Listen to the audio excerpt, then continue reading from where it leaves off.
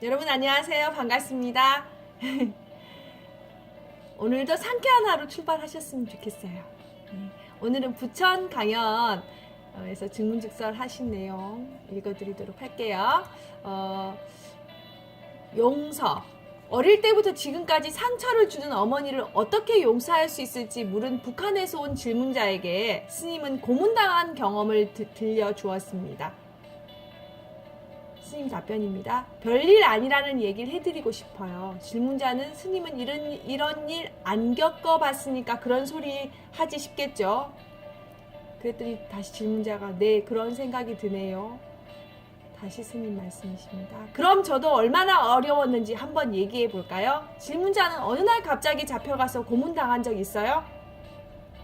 없습니다. 저는 고문당한 적이 있어요. 저를 고문한 사람을 어떻게 용서하게 됐는지 아세요? 고문당할 때는 어떻게 세상에 저런 인간이 있나 싶었어요. 그때는 손가락이 총이면 쏴 죽여버리고 싶었어요. 그런데 고통은 내가 당하지만 고문하는 사람도 사실 힘들어요. 사람을 반 죽여놓으려면 그것도 보통 힘든 게 아니거든요. 그래서 자기들도 하다가 놔두고 쉬는 시간이 있어요. 고문당한 나는 옆에서 덜덜덜 떨고 있는데 휴식 시간에 장정 셋이 담배를 피우면서 자기들끼리 앉아서 하는 얘기가 이래요. 날짜도 안 잊혀져요. 그날이 11월 15일이었어요. 우연찮게도 이 글이 발행된 오늘이 11월 15일입니다.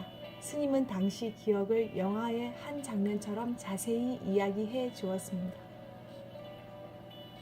옛날에 예비고사라는 게 있었어요. 예비고사를 치는 날이 11월 15일이어서 날짜를 기억합니다.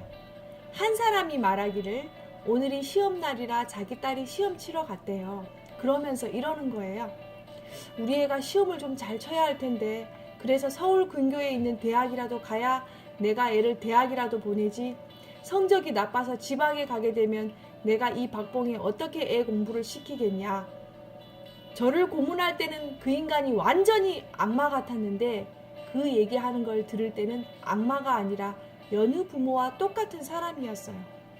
그때 제가 이런 생각이 들었어요. 저 사람이 집에 가서 어머니를 만나면 사랑하는 아들이겠구나. 아내를 만나면 사랑하는 남편이겠구나. 아이를 만나면 사랑하는 아버지이겠구나. 지금 직장에 와서 자기 나름대로 직장생활 잘한다고 하고 있는 거겠구나. 이런 생각이 마음에 탁 다가오는 순간 제 속에 있던 증오가 사르르 눈 녹듯이 내려앉으면서 미움이 사라졌어요. 그렇기 때문에 저는 고문당하고 나와서도 이를 악물고 괴로워하지 않았어요. 대신에 그 이후에 제 삶은 많이 바뀌었습니다. 저는 그동안 나만 착실하면 감옥 갈 일이 뭐가 있고 경찰서 갈 일이 뭐가 있나 이렇게 생각하고 살았는데 전혀 아니었어요. 내가 사는 것하고 관계없이 이렇게 고문이 있는 사회에는 누구나 다 고문당할 위험이 있다는 걸 알게 됐어요. 그래서 그 한 인간을 미워하기보다는 고문을 철폐하고 이 사회를 민주화하는 운동에 참여했습니다. 고문하는 제도가 없어지면 내가 고문당할 일이 없는데 고문하는 제도가 있는 가운데 나만 안 걸리면 된다는 생각으로 살면 오히려 재수없이 걸릴 가능성이 있는 거예요. 그래서 이런 일은 개인의 원한에 사로잡히기보다는 사회적으로 해결하는 게 중요합니다. 처음에는 억울하고 분했지만 오히려 그 경험은 저를 세상에 눈뜨게 만들었어요. 그런 까닭에 스님이 지금 이렇게 건강하게 사는 거예요.